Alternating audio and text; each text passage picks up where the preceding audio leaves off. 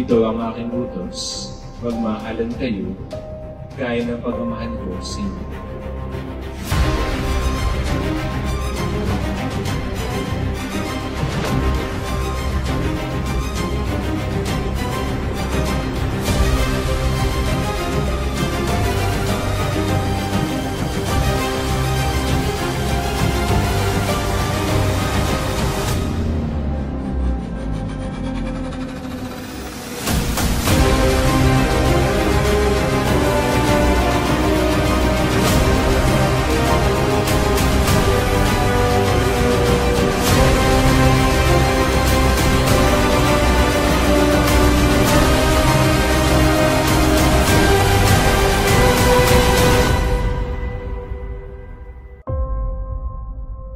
Marami talaga mga tukso ang lalapit sa inyo. Ngunit lagi niyong babalikan ang inyong marriage vows na kayo ay magsasama ng panghabang buhay. Kayo na sana mismo ang lumayo sa mga tao, sitwasyon at mga bagay na maghuhulog sa inyo para kayo ay magkasama. Kaya nga huwag niyo kalimutan, una, maging tapat kayo sa isa't isa. Ikalawa, lagi kayong mag-usap. Sa buhay mag-asawa, marahil sa mga dahilan ng pag-aaway, tinatawag nating miscommunication. Kaya nga sana ay ugaliin ninyo na lagi kayong mag-usap. Patid ko naman na pareho kayong busy, pareho kayong marami ginagawa. Ngunit sabi nga, kung gusto may paraan, kung ayaw ay mayroong dahilan. Kaya nga kahit gano'n naman kayo ka-busy sa inyong mga trabaho, ay maglaan pa rin kayo ng panahon at oras para makapag-usap. Aking mahal, before anything else, I want to thank God for this opportunity to get married sa'yo. And this is not all I imagined, but God truly can able to do far more abundantly than we ask and we think. Mahal ko.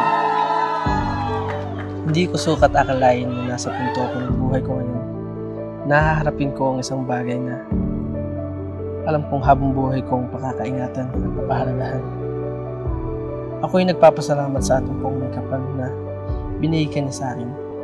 Ako'y higit na nagpapasalamat din sa iyo sa walang sawang pagmamahal mo sa akin. Lahat naman po marahil na nagnanais magpakasal ay nangangarap na magandang kasal.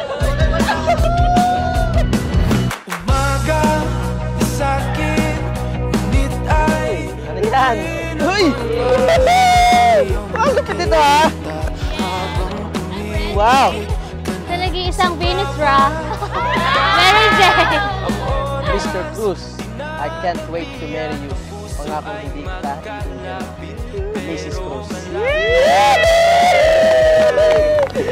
Jenny at Marjun, nakahanda ba kayong gumanap sa inyong pananagutan sa simbahan? At sa lahat ng maasa inyong maarogay ng mga supling ni pagkakalab sa inyo po magkapal? Opo. Magduda pa, di magpagkakaila, magkaiba ka ng ating mundo.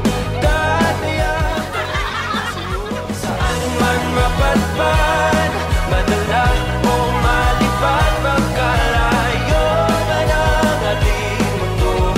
Tataya pa rin sa'yo.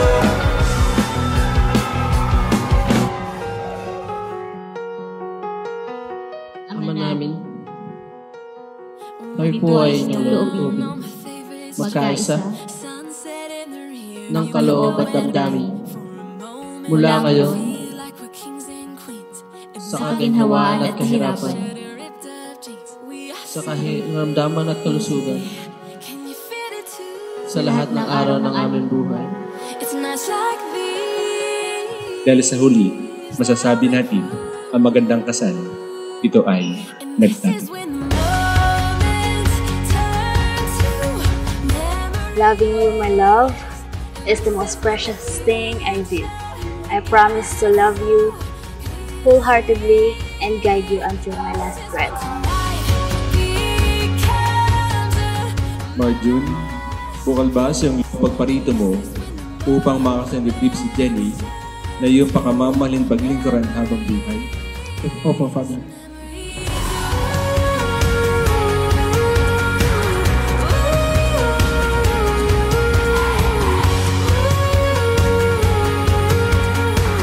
maging tapat kayo sa isa't isa.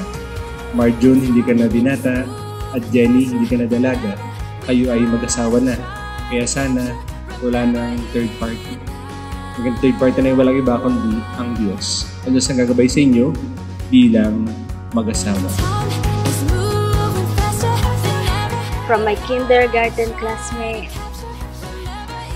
and now my husband, I love you forever.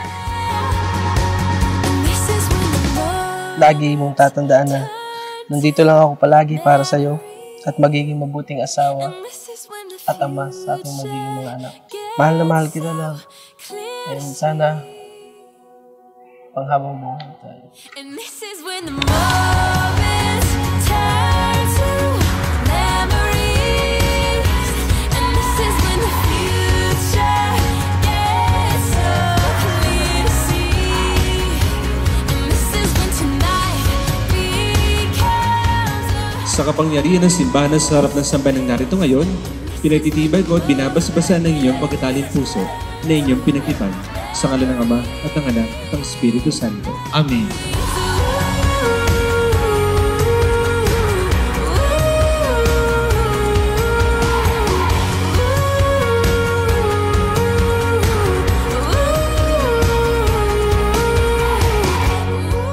Palagi mong tatandaan na nandito lang ako hanggang dulo. At palagi kong sinasabi sa'yo at sasabihin pa, mahal na mahal kita habang buhay. Iyong Mrs. I love you.